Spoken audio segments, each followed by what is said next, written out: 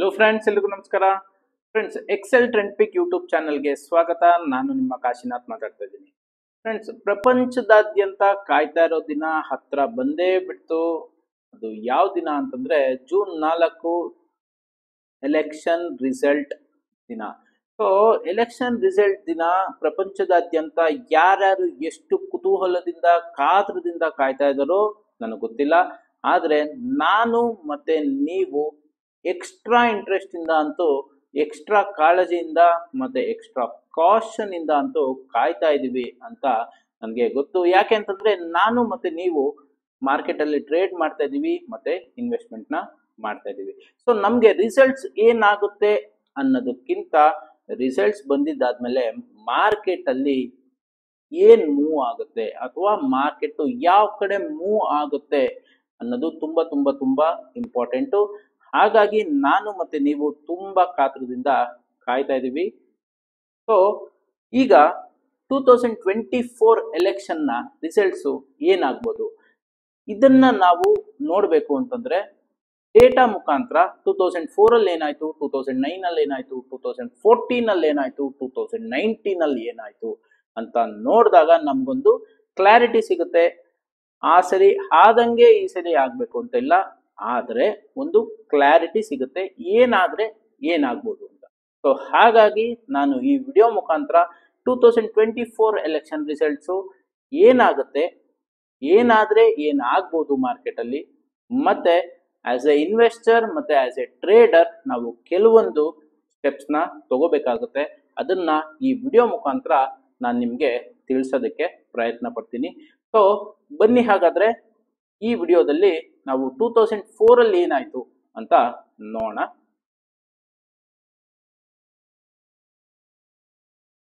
ನೋಡಿ, election year 2004, ಅವಾಗ Vajpayee government ಇತ್ತು, running government.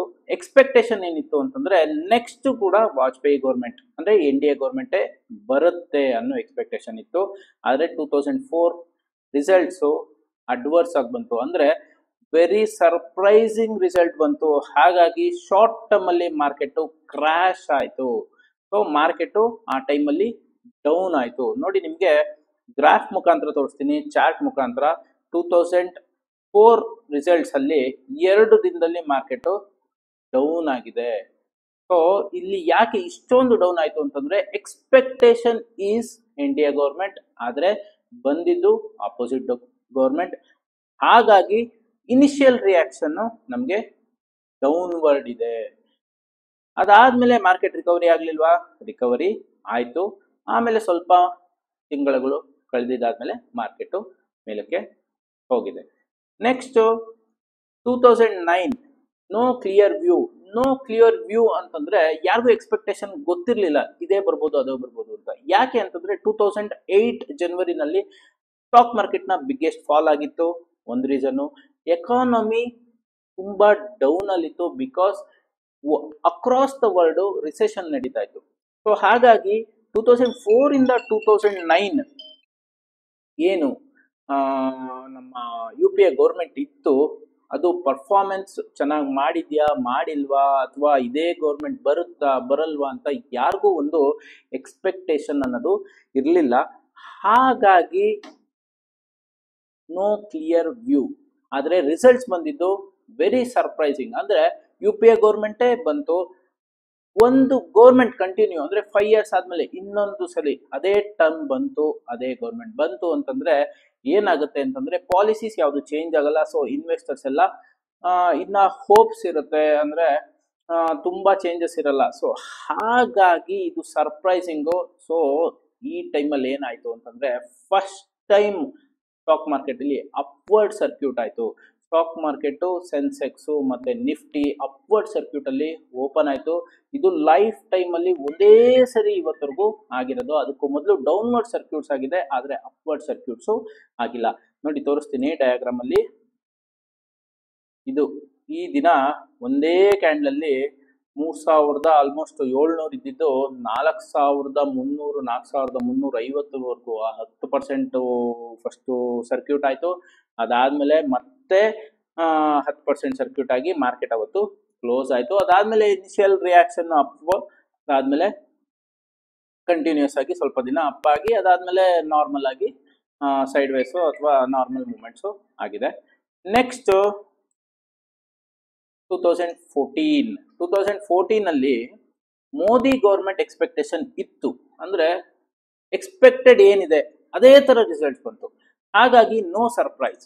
ಇಲ್ಲೆರಡು surprise, very surprise. ಇಲ್ಲಿ ಮೋದಿ ಗೌರ್ಮೆಂಟ್ ಬರುತ್ತೆ ಅಂತ ಆಲ್ರೆಡಿ ಎಕ್ಸ್ಪೆಕ್ಟೇಷನ್ ಮಾರ್ಕೆಟ್ಗೂ ಇತ್ತು, ಮತ್ತೆ ಇಂಡಿಯಾ ಜನದ ಮೈಂಡ್ ಸೆಟ್ ಅಲ್ಲೂ ಇತ್ತು. ಸೊ ಹಾಗಾಗಿ ಇಲ್ಲಿ ಯಾವುದೇ ಸರ್ಪ್ರೈಸ್ ಇರಲಿಲ್ಲ, ಮಾರ್ಜಿನಲ್ ಅಪ್ ಆಯ್ತು. ನೋಡಿ ಇಲ್ಲಿ ನಾವು ಗಮನಿಸ್ಬೇಕಾಗಿರೋದು ಏನು ಅಂತಂದ್ರೆ ವೆರಿ ಸರ್ಪ್ರೈಸು, ಇಲ್ಲಿ ನೋ ಸರ್ಪ್ರೈಸೇ ಇಲ್ಲ. ಹಾಗಾಗಿ ಮಾರ್ಜಿನಲ್ ಆಗಿ ಅಪ್ ಆಯ್ತು. ನೋಡಿ ತೋರಿಸ್ತೀನಿ, ಇದು ಈ ದಿನ ನೋಡಿ ಮಾರ್ಕೆಟ್ ಮೇಲಕ್ಕೆ ಹೋಗಿ ಮತ್ತೆ ಕೆಳಗೆ ಬಂದ್ಬಿಡ್ತು. ಅದಾದ್ಮೇಲೆ ಸ್ವಲ್ಪ ದಿನ ಸ್ವಲ್ಪ ಅಪ್ವರ್ಡ್ ಮೂವ್ಮೆಂಟ್ ಆಯ್ತು. ಇಲ್ಲಿ ಎಕ್ಸ್ಪೆಕ್ಟೆಡ್ ರಿಸಲ್ಟ್ಸ್ ಇರೋದ್ರಿಂದ ಏನಾಗಿದೆ ಅಂತಂದ್ರೆ ಮಾರ್ಜಿನಲ್ ಆಗಿ ಆಗಿದೆ. So next 2019 Modi government 2.0, no surprise, sideways to upward. Short term reaction ಏನಾಯ್ತು, ಸೈಡ್ ವೇಸ್ ಟು ಅಪ್ವರ್ಡ್. ಯಾಕೆ ಅಂತಂದ್ರೆ ಇದನ್ನು ಅಷ್ಟೇ ಮೋದಿ ಗೌರ್ಮೆಂಟ್ ಬರುತ್ತೆ ಅಂತ ಮಾರ್ಕೆಟ್ಗೂ ಎಕ್ಸ್ಪೆಕ್ಟೇಷನ್ ಇತ್ತು. ಸೊ ಹಾಗಾಗಿ ಏನು ಸರ್ಪ್ರೈಸ್ ಇರಲಿಲ್ಲ ರಿಸಲ್ಟ್ ದಿನ. ಹಾಗಾಗಿ ಮಾರ್ಕೆಟ್ ಯಾವ ತರ ರಿಯಾಕ್ಷನ್ ಮಾಡ್ತು ಅಂತಂದ್ರೆ ಸೈಡ್ ವೇಸ್ ಇಂದ ಅಪ್ವರ್ಡ್. ಇಲ್ಲಿ ನೀವು ಮೇನ್ ಆಗಿ ಗಮನಿಸಬೇಕಾಗಿರೋದು ಏನು ಅಂತಂದ್ರೆ ಎಕ್ಸ್ಪೆಕ್ಟೇಷನ್ ಇರೋದಕ್ಕೆ ಆಪೋಸಿಟ್ ಸೈಡ್ ಬಂತು ಅಂದ್ರೆ ಮಾತ್ರ ಮಾರ್ಕೆಟ್ ಓವರ್ ರಿಯಾಕ್ಟ್ ಮಾಡುತ್ತೆ. ಎಕ್ಸ್ಪೆಕ್ಟೇಷನ್ ಏನಿದೆಯೋ ಅದೇ ತರ ಬಂತು ಅಂತಂದ್ರೆ ಮಾರ್ಕೆಟ್ ಓವರ್ ರಿಯಾಕ್ಟ್ ಮಾಡೋದಕ್ಕೆ ಹೋಗಲ್ಲ. ಈಗ 2024 ಎಕ್ಸ್ಪೆಕ್ಟೇಷನ್ ಏನಿದೆ, ಮೋದಿ ಗೌರ್ಮೆಂಟ್ ಎಕ್ಸ್ಪೆಕ್ಟೇಷನ್ ಇದೆ. ಆದ್ರೆ ಇಲ್ಲೇನಾದ್ರೂ ಸರ್ಪ್ರೈಸಿಂಗ್ ರಿಸಲ್ಟ್ ಬಂತು ಅಂತಂದ್ರೆ, ಸರ್ಪ್ರೈಸ್ ಅಂತಂದ್ರೆ ಇಲ್ಲಿ ಈ ಸರಿ ಎರಡು ಸರ್ಪ್ರೈಸ್ ಬರ್ಬೋದು. ಒಂದು, ಮೋದಿ ಗೌರ್ಮೆಂಟ್ ಬರದೇ ಇರ್ಬೋದು, ಅವಾಗ ಮಾರ್ಕೆಟು ಡೆಫಿನೆಟ್ಲಿ ಡೌನ್ ಬರೋ ಚಾನ್ಸಸ್ ತುಂಬಾ ಜಾಸ್ತಿ ಇದೆ ನನ್ನ ಅನುಭವದಲ್ಲಿ. ಸೆಕೆಂಡ್ ಒನ್, ಇನ್ನೊಂದು ಸರ್ಪ್ರೈಸ್ ಇದೆ. ಏನದು ಅಂತಂದ್ರೆ 400 ಸೀಟ್ಸ್ ಎಬೋವ್ ಮೋದಿ ಗೌರ್ಮೆಂಟ್. ಇದು ಸೆಕೆಂಡ್ ಸರ್ಪ್ರೈಸ್. ಯಾಕೆ ಅಂತಂದ್ರೆ ಮೋದಿ ಅವರೇ ಮೊನ್ನೆ ಹೇಳಿದ್ರು 400 ಅನ್ನೋದು ನಮ್ಮ ಒಂದು ಸ್ಟ್ರಾಟಜಿ, ಆದ್ರೆ 400 ಅನ್ನೋದು ಇದೊಂದು ನಮ್ಗೆ 400 ಮೇಲ್ ಬರುತ್ತೆ ಅಂತ ನಮಗೂ ಗೊತ್ತಿಲ್ಲ, ಆದ್ರೆ ಇದು ನಮ್ಮ ಎಲೆಕ್ಷನ್ ಸ್ಟ್ರಾಟಜಿ ಆಗಿದೆ. ಆದ್ರೆ ಅಕಸ್ಮಾತ್ ಏನಾದ್ರು 400 ಸೀಟ್ಸ್ಗಿಂತ ಜಾಸ್ತಿ ಬಂತು ಅಂದ್ರೆ ಮಾರ್ಕೆಟ್ಗೆ ಬಿಗ್ ಸರ್ಪ್ರೈಸ್ ಇದು. ಓಕೆ, ಸೊ ಎರಡು ಸರ್ಪ್ರೈಸ್ ನಾವು ಈಗ ಎಕ್ಸ್ಪೆಕ್ಟ್ ಮಾಡ್ಬೋದು. ಒಂದು, ಮೋದಿ ಗೌರ್ಮೆಂಟ್ ಬರದೇ ಇರೋದು, ಅಂದ್ರೆ NDA ಗೌರ್ಮೆಂಟ್ ಬರದೇ ಇರೋದು, ಆಗ ಮಾರ್ಕೆಟ್ ಕ್ರಾಶ್ ಆಗ್ಬೋದು. ನೆಕ್ಸ್ಟ್ 400+ ಬಂತು ಅಂತಂದ್ರೆ ಮಾರ್ಕೆಟ್ ಪಾಸಿಟಿವ್ ಜಾಸ್ತಿ ಆಗ್ಬೋದು. ಆದ್ರೆ ನಾರ್ಮಲ್ ಆಗಿ ಮೋದಿ ಗೌರ್ಮೆಂಟ್ ಏನ್ ಮೆಜಾರಿಟಿ ಬೇಕೋ ಅದೇ ಮೆಜಾರಿಟಿನಲ್ಲಿ ಬಂತು ಅಂತಂದ್ರೆ ಮಾರ್ಕೆಟ್ ತುಂಬಾ ಸರ್ಪ್ರೈಸ್ ಇರಲ್ಲ, ನಾರ್ಮಲ್ ಆಗಿ ಓಪನ್ ಆಗುತ್ತೆ, ಅಥವಾ 1-2% ಓಪನ್ ಆಗ್ಬೋದು. ಇಲ್ಲ, ಈಗ ಇಷ್ಟೆಲ್ಲ ಆಯ್ತು, ಇದರಿಂದ ನಾನು ಯಾವ ತರ ಕಾಷನ್ ಆಗಿರ್ಬೇಕು ನೋಡಿ. ನೆಕ್ಸ್ಟ್ ನಾನು ಲಾಂಗ್ ಟರ್ಮ್ ಇನ್ವೆಸ್ಟರ್ ಆಗಿದ್ರೆ, ಈಗ ನೀವು ಲಾಂಗ್ ಟರ್ಮ್ ಇನ್ವೆಸ್ಟರ್ ಏನಾದ್ರು ಆಗಿದ್ರೆ no action to be taken. ಯಾಕೆ ಅಂತಂದ್ರೆ ಅಕಸ್ಮಾತ್ ಡೌನ್ ಆದ್ರೂ ಮಾರ್ಕೆಟ್, ನೀವು ಯಾಕೆ ಯಾವ್ದು ರಿಯಾಕ್ಷನ್ ತಗೋಬಾರ್ದು ಅಂತಂದ್ರೆ ಡೌನ್ ಆದ್ಮೇಲೆ 6 ತಿಂಗಳು 1 ವರ್ಷ ಆದ್ಮೇಲೆ ಮಾರ್ಕೆಟ್ ಮೇಲಕ್ಕೆ ಹೋಗುತ್ತೆ. ಸೊ ಹಾಗಾಗಿ ನೀವು ಜಾಸ್ತಿ ತಲೆ ಕೆಡಿಸ್ಕೊಳ್ಳೋಕೆ ಹೋಗ್ಬೇಡಿ. ಯಾರು long term investor. Medium to short term investors ಏನಿದ್ದಾರೆ, ನನ್ನ ಪ್ರಕಾರ ನನ್ನ ಅಡ್ವೈಸ್ ಏನು ಅಂತಂದ್ರೆ book profit and hold cash in hand 50%. ನಿಮ್ಮ ಹತ್ರ ಈಗ ಒಂದು 2 ಲಕ್ಷ ರೂಪಾಯಿ 5 ಲಕ್ಷ ರೂಪಾಯಿ ಅಷ್ಟು ಹೋಲ್ಡಿಂಗ್ಸ್ ಇದೆ ಅಂತ ಇಟ್ಕೊಳ್ಳಿ. ಅದರಲ್ಲಿ ಕೆಲವೊಂದು ಸ್ಟಾಕ್ಸ್ ಪ್ರಾಫಿಟ್ಸ್ ಅಲ್ಲಿ ಇದ್ದೇ ಇರುತ್ತೆ, ಅದನ್ನ ಲಿಕ್ವಿಡೇಟ್ ಮಾಡ್ಕೊಳ್ಳಿ, ಪ್ರಾಫಿಟ್ ನ ಬುಕ್ ಮಾಡ್ಕೊಳ್ಳಿ. ಪ್ರಾಫಿಟ್ ಬುಕ್ ಮಾಡ್ಕೊಂಡಿದ್ದಾದ್ಮೇಲೆ 50% ಕ್ಯಾಶ್ ನ ಇಟ್ಕೊಳ್ಳಿ. ಯಾಕೆ ಅಂತಂದ್ರೆ ಅಕಸ್ಮಾತ್ ಏನಾದ್ರು ಸರ್ಪ್ರೈಸಿಂಗ್ ರಿಸಲ್ಟ್ ಬಂತು, ಮಾರ್ಕೆಟ್ ಏನಾದ್ರು 10%, 15%, 20% ಡೌನ್ ಆಯ್ತು ಅಂತಂದ್ರೆ ಈ 50% ಕ್ಯಾಶ್ ಏನ್ ಇಟ್ಕೊಂಡಿದ್ದೀರಾ ಅದನ್ನ ಮಾರ್ಕೆಟ್ ಅಲ್ಲಿ ಇನ್ವೆಸ್ಟ್ಮೆಂಟ್ ನ ಮಾಡಿ. ನಿಮ್ಗೆ ಯಾವ್ದು ಗೊತ್ತಾಗ್ಲಿಲ್ವಾ ಇನ್ವೆಸ್ಟ್ಮೆಂಟ್ ಮಾಡಕ್ಕೆ, ಡೌನ್ ಆಗಿದ ತಕ್ಷಣ ನೀವು ಯಾವ್ದಕ್ಕೆ ಇನ್ವೆಸ್ಟ್ ಮಾಡ್ಬೋದು, ಕಣ್ಣು ಮುಚ್ಕೊಂಡು ಇನ್ವೆಸ್ಟ್ಮೆಂಟ್ ಮಾಡ್ಬೋದು ಅಂತ ಒಂದು ವಿಡಿಯೋ ಮಾಡಿದ್ದೆ. ಅದ್ರ ಪ್ರಕಾರ ನಿಫ್ಟಿ ಬೀಸ್ಗೆ ನೀವು ಕಣ್ಣು ಮುಚ್ಕೊಂಡು ಎನಿ ಟೈಮ್ ಬೇಕಂದ್ರೂ ಇನ್ವೆಸ್ಟ್ಮೆಂಟ್ ನ ಮಾಡ್ಬೋದು. ಡೌನ್ ಆದಾಗ ಇನ್ವೆಸ್ಟ್ಮೆಂಟ್ ಮಾಡ್ತೀವಿ ಅಂತಂದ್ರೆ ಅದು ಯಾವತ್ತೋ ಒಂದು 6 ತಿಂಗಳು 3 ತಿಂಗಳು ರಿಕವರಿ ಆದ್ಮೇಲೆ ನಿಮ್ಗೆ ಪ್ರಾಫಿಟ್ಸು ಸಿಕ್ಕೇ ಸಿಗುತ್ತೆ. ಆದರೆ ನೀವು ಫುಲ್ಲು ಕ್ಯಾಶ್ ಇಟ್ಕೊಂಡಿರ್ತೀರಾ ಅಂತ ಇಟ್ಕೊಳ್ಳಿ, ಫುಲ್ಲು ಕ್ಯಾಶ್ ಇಟ್ಕೊಂಡಿರ್ತೀರಾ, ಡೌನೇ ಆಗಲ್ಲ ಮಾರ್ಕೆಟು. ಸರ್ಪ್ರೈಸಿಂಗ್ ಆಗಿ NDA ಗೌರ್ಮೆಂಟ್ ಏನಾದ್ರು 400 ಪ್ಲಸ್ ಬಂತು, ಒಂದು 5 to 10% ಅಪ್ ಆಯಿತು ಅಂದರೆ ನೀವು ರ್ಯಾಲಿನ ಮಿಸ್ ಮಾಡ್ಕೊಳ್ತೀರಾ. ಹಾಗಾಗಿ 50% ಕ್ಯಾಶ್ ಇಟ್ಕೊಳ್ಳಿ, 50% ಸ್ಟಾಕ್ಸ್ ಇಟ್ಕೊಳ್ಳಿ. 50% ಕ್ಯಾಶ್ ಇಟ್ಕೊಂಡಿರೋದು ಡೌನ್ ಆದರೆ ಯೂಸ್ ಆಗುತ್ತೆ, 50% ಹೋಲ್ಡಿಂಗ್ಸಲ್ಲಿರೋದು ಅಪ್ ಹೋದಾಗ ಯೂಸ್ ಆಗುತ್ತೆ. ಆದರೆ ಎಕ್ಸ್ಪೆಕ್ಟೇಷನ್ ಏನಿದೆ ಅದ್ರ ಪ್ರಕಾರನೇ ರಿಸಲ್ಟ್ಸ್ ಬಂತು ಅಂದರೆ ತುಂಬ ಏನು ಅಪ್ ಆಗಲ್ಲ ನನ್ನ ಪ್ರಕಾರ.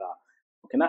ಸೊ ಇಲ್ಲಿ ನಾವು ಆಪರ್ಚುನಿಟಿ ಮಿಸ್ ಮಾಡ್ಕೊಳ್ದೇ ಇರೋದಕ್ಕೆ 50% ಹೋಲ್ಡಿಂಗ್ ಇಟ್ಕೊಂಡಿರ್ತೀವಿ. ಅಕಸ್ಮಾತ್ ಡೌನ್ ಬಂತು ಅಂದರೆ ನಾವು ಆ ಡೌನ್ ಬಂದಾಗ ನಮ್ಮ ಎಲ್ಲ ಹೋಲ್ಡಿಂಗ್ಸು ಡಿಮ್ಯಾಟ್ ಅಕೌಂಟಲ್ಲಿ ಇತ್ತು ಅಂತಂದರೆ ಎಲ್ಲಾನು ಆಟೋಮೆಟಿಕ್ಕಾಗಿ ಡೌನ್ ಆಗೇ ಆಗುತ್ತೆ. ಸೊ ಹಾಗಾಗಿ 50% ಪ್ರಾಫಿಟ್ನ ಬುಕ್ ಮಾಡೋದ್ರಿಂದ ಬಿತ್ತು ಅಂತಂದರೆ ನನ್ನ ಹತ್ರ 50% ಕ್ಯಾಶ್ ಇರುತ್ತೆ, ಅದನ್ನು ನಾನು ಇನ್ವೆಸ್ಟ್ಮೆಂಟ್ನ ಮಾಡಿ ಅದರಲ್ಲಿ ಪ್ರಾಫಿಟ್ಸ್ನ ಮಾಡ್ಬೋದು. ಈಗ ನಾನು ನಿಮ್ಮ ಹತ್ರ ಒಂದು 5 ಲಕ್ಷ ರೂಪಾಯಿ ಇರೋಷ್ಟು ಹೋಲ್ಡಿಂಗ್ಸ್ ಇದೆ ಅಂದ್ಕೊಳ್ಳಿ. ನಿಮ್ಮ ಹತ್ರ ನೆಕ್ಸ್ಟ್ ಮತ್ತೆ ಡೌನ್ ಬಂದಾಗ ಇನ್ವೆಸ್ಟ್ ಮಾಡೋ ಕೆಪಾಸಿಟಿ ಇತ್ತು ಅಂತಂದರೆ ಬೇಕಂದರೆ ನೀವು 5 ಲಕ್ಷ ರೂಪಾಯಿ ಏನು ಹೋಲ್ಡಿಂಗ್ಸ್ ಇದೆ ಅದನ್ನು ಇಟ್ಕೊಂಡೇ ಇರ್ಬೋದು, ಏನು ತೊಂದರೆ ಇಲ್ಲ.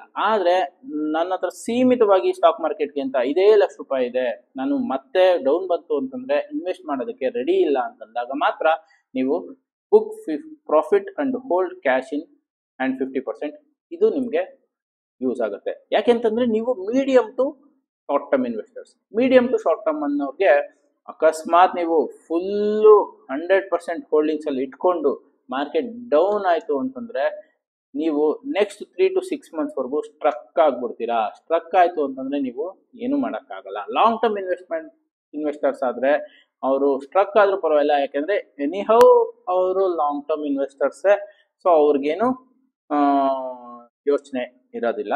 ಆದರೆ medium to short term investors ಆದರೆ ನೀವು ಇದನ್ನ ಮಾಡೋದು ನನ್ನ ಪ್ರಕಾರ ಒಂದು ಒಳ್ಳೆ idea. Next option buyers. Usually 5 ವರ್ಷಕ್ಕೆ ಒಂದ್ಸಲಿ ಈ ಆಪರ್ಚುನಿಟಿ ಬರುತ್ತೆ ಅಂತ ತುಂಬ ಜನ ಮಾರ್ಕೆಟ್ಗೆ ಆಪ್ಷನ್ನ ಬೈ ಮಾಡೋಣ ಅಂತ ಬರೋ ತುಂಬ ಜನ ಜಾಸ್ತಿ. ಯಾಕೆ ಅಂತಂದರೆ ಡಬಲ್ ಆಗುತ್ತೆ, ಟ್ರಿಬಲ್ ಆಗುತ್ತೆ, 4 ಟೈಮ್ಸ್ ಆಗುತ್ತೆ, 5 ಟೈಮ್ಸ್ ಆಗುತ್ತೆ ಅಂತ. ಆದರೆ ವಿಕ್ಸ್, ಇಂಡಿಯಾ ವಿಕ್ಸ್ ಏನಿದೆ ಇದು ಆಲ್ರೆಡಿ ತುಂಬ ಜಾಸ್ತಿ ಇದೆ. ಪ್ರೀವಿಯಸ್ 1 ಮಂತ್ ಮೊದಲು 10 to 11 ಬಂದಿತ್ತು, ಈಗ 24 ಇದೆ ಇಂಡಿಯಾ ವಿಕ್ಸು. ಈಗ ನಾನು ಜಸ್ಟ್ ನಿನ್ನೆ ಒಂದು ಬ್ಯಾಂಕ್ ನಿಫ್ಟಿದು ಒಂದು ಆಪ್ಷನ್ಸ್ನ ನೋಡ್ತಾ ಇದ್ದೆ, 2,500 ಪಾಯಿಂಟ್ ಮುಂದೆ ಇರೋ ಆಪ್ಷನ್ಸು, ಕಾಲ್ ಆಪ್ಷನ್ಸು ನಮಗೆ 200 ರೂಪಾಯಿ ಪ್ರೀಮಿಯಂ ಇದೆ. ಇದು ಯೂಶಲಿ 500 ಇಂದ 600 ಪಾಯಿಂಟ್ ಮುಂದೆ ಇರೋ ಕಾಲ್ ಆಪ್ಷನ್ಸು 200 ರೂಪಾಯಿ ಇರುತ್ತೆ. 2,500 ಪಾಯಿಂಟ್ ಮುಂದೆ ಇರೋ ಕಾಲ್ ಆಪ್ಷನ್ಸ್ 200 ರೂಪಾಯಿ ಇದೆ ಅಂತಂದರೆ ಆಲ್ರೆಡಿ ಅದು ಜಾಸ್ತಿ ಪ್ರೈಸಲ್ಲಿದೆ. 2,500 ಪಾಯಿಂಟ್ ಮುಂದೆಗಡೆ ಇರೋದು 200 ರೂಪಾಯಿ ಅಂತಂದರೆ ತುಂಬ ಜಾಸ್ತಿ ಆಯಿತು. ಅದೇ ಥರ ಪುಟ್ ಆಪ್ಷನ್ನು ಕೂಡ 2,000 ಪಾಯಿಂಟ್ ಕೆಳಗಡೆ ಇರೋದು 200 ರೂಪಾಯಿ ಇರುತ್ತೆ. ಸೊ ಇದು ಏನು ಅಂತಂದರೆ ತುಂಬ ಅನ್ರಿಯಲಿಸ್ಟಿಕ್. ಒಂದು 10ರಿಂದ 15%, 20% ಏನಾದರೂ ಮಾರ್ಕೆಟ್ ಅಪ್ ಅಥವಾ ಡೌನ್ ಆಯಿತು ಅಂತಂದರೆ ಮಾತ್ರ ಆಪ್ಷನ್ಸ್ ಬೈಯರ್ಸ್ಗೆ ಒಂದು ಕಡೆ ಸ್ವಲ್ಪ ಪ್ರಾಫಿಟ್ಸು ಆಗ್ಬೋದು. ಆದರೆ 10%ಗಿಂತ ಕೆಳಗಡೆ ಏನೇ ಮೂಮೆಂಟ್ ಆದ್ರೂ ನೀವು ಪ್ರಾಫಿಟ್ಸ್ ಮಾಡೋದಿರಲಿ, ನಿಮ್ಮ ಅಸಲನ್ನ ತೆಗೆಯೋದು ಕಷ್ಟ ಇರುತ್ತೆ. ಯಾಕೆ ಅಂತಂದರೆ ನಾನು ನನ್ನ ಎಕ್ಸ್ಪೀರಿಯನ್ಸಲ್ಲಿ ನೋಡಿದ್ದೀನಿ. 2014 ಏನಾಯಿತು, 2019 ಏನಾಯಿತು. ಯಾಕೆಂದರೆ 4 ವರ್ಷ ಸುಮ್ಮನೆ ಇರ್ತಾರೆ. ಈ ಟೈಮಲ್ಲಿ ಬಂದು ಒಂದು 5 ಲಕ್ಷ ಆಪ್ಷನ್ಸ್ ಬೈ ಮಾಡೋಣ ಅಂತ ಬೈ ಮಾಡ್ತಾರೆ, 0 ಆಗುತ್ತೆ. 2019 ನಾನು ನೋಡಿದ್ದೀನಿ ಇದೇ ಥರ. ಯಾಕೆ ಅಂತಂದರೆ 2019 ಮತ್ತು 14 ಏನು ಎಕ್ಸ್ಪೆಕ್ಟೇಷನ್ ಇತ್ತೋ ಅದೇ ಥರನೇ ಮಾರ್ಕೆಟ್ ಓಪನ್ ಆಯಿತು. ಜಾಸ್ತಿ ಮೂವ್ಮೆಂಟ್ ಆಗಲಿಲ್ಲ, ಆಪ್ಷನ್ಸ್ ಎಲ್ಲ ಕರಗೋಯ್ತು. ಈ ಸರಿ ಎಕ್ಸ್ಪೆಕ್ಟೇಷನ್ ಏನಿದೆ ಅಂತ ನಾನು ಆಲ್ರೆಡಿ ಹೇಳಿದ್ದೀನಿ. ಅದೇ ಕಡೆ ಬಂತು ಅಂದರೆ ಆಪ್ಷನ್ ಬೈಯರ್ಸ್ಗೆ ಏನೂ ಯೂಸ್ ಆಗಲ್ಲ. ಆದರೆ ಅನ್ಎಕ್ಸ್ಪೆಕ್ಟೆಡ್ ರಿಸಲ್ಟ್ಸ್ ಬಂತು ಅಂತಂದರೆ ಮಾತ್ರ ಆಪ್ಷನ್ ಬೈಯರ್ಸ್ಗೆ ಒಂದು ಚಾನ್ಸ್. ಆದರೆ ನೀವು ಡಬಲ್ ಮಾಡಬೇಕು ಅಥವಾ ಟ್ರಿಬಲ್ ಮಾಡಬೇಕು ಅಂತ ಹೋಗಿ ನಿಮ್ಮ ಹತ್ರ ಇರೋ ಇನ್ವೆಸ್ಟ್ಮೆಂಟ್ಸ್ನ ಕಳ್ಕೊಳ್ಳೋ ಚಾನ್ಸಸ್ಸು ತುಂಬ ಜಾಸ್ತಿ ಇರುತ್ತೆ. ಹಾಗಾಗಿ ಕೇರ್ಫುಲ್ ಆಗಿರಿ. ಸೊ ಫ್ರೆಂಡ್ಸ್, ಈ 3 ಸಲಹೆ ಯಾರಿಗೆ, ಲಾಂಗ್ ಟರ್ಮ್ ಇನ್ವೆಸ್ಟರ್ಸ್ಗೆ, ಮೀಡಿಯಮ್ ಟು ಶಾರ್ಟ್ ಟರ್ಮ್ ಇನ್ವೆಸ್ಟರ್ಸ್ಗೆ ನನ್ನ ಕಡೆಯಿಂದ ನಾನು ಕೊಟ್ಟಿದ್ದೀನಿ. ಮತ್ತು ಆಪ್ಷನ್ ಬೈಯರ್ಸ್ಗೆ. ಆಪ್ಷನ್ ಬೈಯರ್ಸ್ ಕಾಷನ್ ಆಗಿರೋದು ಒಳ್ಳೆಯದು. ಮೀಡಿಯಮ್ ಟು ಶಾರ್ಟ್ ಟರ್ಮ್ ಅವರು 50% ಹೋಲ್ಡಿಂಗ್ಸಲ್ಲಿ ಇಟ್ಕೊಳ್ಳಿ, 50% ಕ್ಯಾಶ್ ಇನ್ ಹ್ಯಾಂಡ್ ಇಟ್ಕೊಳ್ಳಿ. ಅಕಸ್ಮಾತ್ ಮಾರ್ಕೆಟ್ ಏನಾದರೂ ಡೌನ್ ಆಯಿತು ಅಂತಂದರೆ ನೀವು ಅದನ್ನು ಯುಟಿಲೈಸ್ ಮಾಡ್ಕೊಬೋದು.